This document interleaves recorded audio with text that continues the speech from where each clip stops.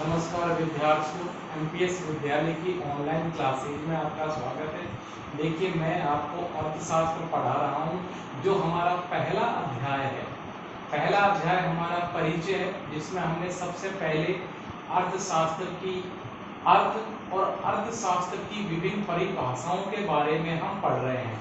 आज हमारी अर्थशास्त्र की परिभाषा नंबर 4 यानी कि अर्थशास्त्र की 3 परिभाषा हमने इससे पूर्व में पढ़ ली है। तो चौथी जो परिभाषा है बेटे, वो है आवश्यकता विहीन परिभाषा, वांटलेस डेफिनेशन। यानी कि ये परिभाषा क्या कहती है कि हम जो हमारी आवश्यकताएं हैं, अगर उनको ही खत्म कर लें तो हमारे मन में, मस्तिष्क में जो बेचैनी है वो सारी चीज ही खत्म हो जाएगी, और इससे हमारा जो मन उद्वेलित होता रहता है वो हमेशा के लिए ही इन चीजों को खत्म कर देगा। तो देखिए, यह जो परिभाषा है वो हमारे भारत के इलाहाबाद विश्वविद्यालय के प्रोफेसर जे के मेहता ने दी है।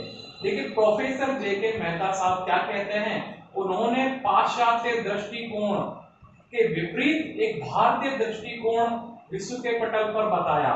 उन्होंने पाश्चात्य दृष्टिकोण क्या कहता है कि जो हमारी आवश्यकताएं हैं उनको संतुष्ट करने के मार्ग को बताती हैं, लेकिन भारतीय या प्रोफेसर जे के मेहता का दृष्टिकोण क्या कहता है कि जो हमारी आवश्यकताएं हैं उनको ही खत्म कर लिया जाए या उनको ही शून्य कर लिया जाए।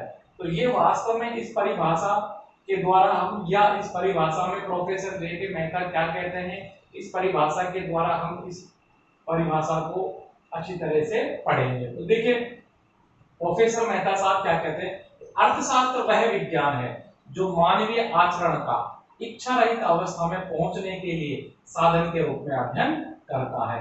यानी कि मानवीय आचरण का इच्छा रहित, यानी कि प्रोफेसर मेहता ये कहते हैं कि अर्थशास्त्र वह विज्ञान है जो मानवीय आचरण का, जो हमारा आचरण है उसको इस प्रकार से इच्छा रहित पहुंचा दिया जाए कि हमें किसी चीज की आवश्यकता ही ना पड़े। इसलिए यह एक साधन के रूप में मानव मस्तिष्क का अध्ययन या मानव आचरण का अध्ययन करता है। तो देखिए, प्रोफेसर मेहता कहते हैं अर्थशास्त्र वह विज्ञान है जो मानवीय आचरण का इच्छा रहित अवस्था में पहुंचने के लिए साधन के रूप में अध्ययन करता है। तो देखिए, इस प्रकार से अर्थशास्त्र की परिभाषा, जो हमारी आवश्यकता विहीन परिभाषा है, वो क्या कहते हैं प्रोफेसर मेहता साहब कि अर्थशास्त्र वह विज्ञान है जो मानवीय आचरण का इच्छा रहित अवस्था में पहुंचाने के लिए साधन के रूप में कार्य करता है। अब देखिए, इस परिभाषा की हम विस्तृत व्याख्या करते हैं। तो देखिए, परिभाषा की विस्तृत व्याख्या जब हम करते हैं तो सबसे पहली बात आती है मानव व्यवहार मस्तिष्क की बेचैनी अथवा असंतुलनहीनता का परिणाम है। बेचैनी का कारण मनुष्य की आवश्यकता है। देखिए क्या कह रहे हैं प्रोफेसर मेहता साहब, जो मानव व्यवहार, जो मस्तिष्क की बेचैनी है अथवा असंतुलनहीनता का परिणाम है। आपने देखा होगा, हमारे बेचैनी का कारण मनुष्य की आवश्यकता है। हमारे सामने बहुत सारी आवश्यकताएं होती हैं, उन बहुत सारी आवश्यकताओं को हम पूरा भी करना चाहते हैं, लेकिन हमारे पास साधन नहीं है, तो हमारा मन उद्वेलित होता रहता है, हमारा मन परेशान होता रहता है, और वो ऐसा आचरण करता है कि कई बार वो गलत आचरण भी कर बैठता है। जैसे ही वो आवश्यकता हमारी पूरी होती है, हमारे मन में उसकी शांति हो जाती है और नई आवश्यकता जन्म ले लेती है।